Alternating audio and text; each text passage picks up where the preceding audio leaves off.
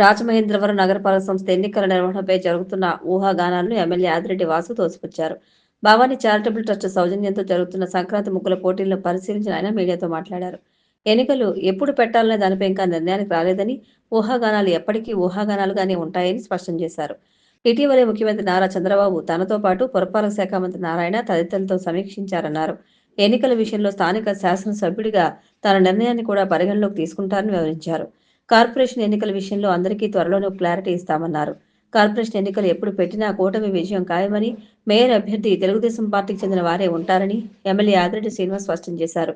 తొలి రోజు 1, 2, 9, 11, 50 డివిజన్లలో ముగ్గుల పోటీలు జరిగాయి. ఈ పోటీల్లో స్థానిక మహిళలు ఉత్సాహంగా పాల్గొన్నారు. విజేతలకు ఈ సంవత్సరం మరింత ఆకర్షణీయమైన బహుమతులను అందజేస్తామని ప్రకటించారు.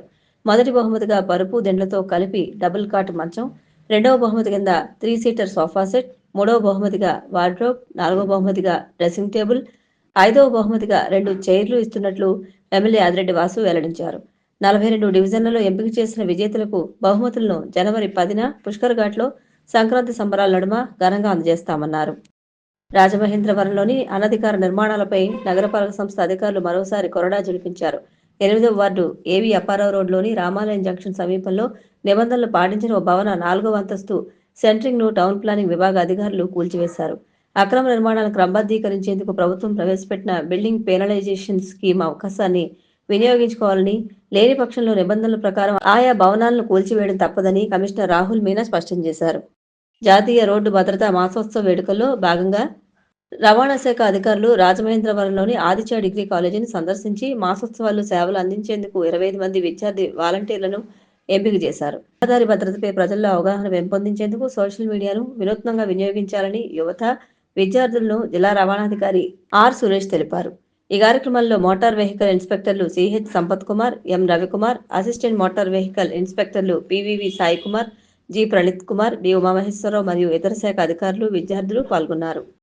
ఉద్యోగుల వైద్య ఖర్చులకు సంబంధించిన సమస్యలు త్వరలోనే పరిష్కారం అవుతాయని రాష్ట్ర ఎన్జీఓ సంఘ అధ్యక్షులు ఏ విద్యాసాగర్ అన్నారు. ఉద్యోగుల సమస్యలపై ఉద్యోగ సంఘాలు పోరాడాలని పిలుపునిచ్చారు.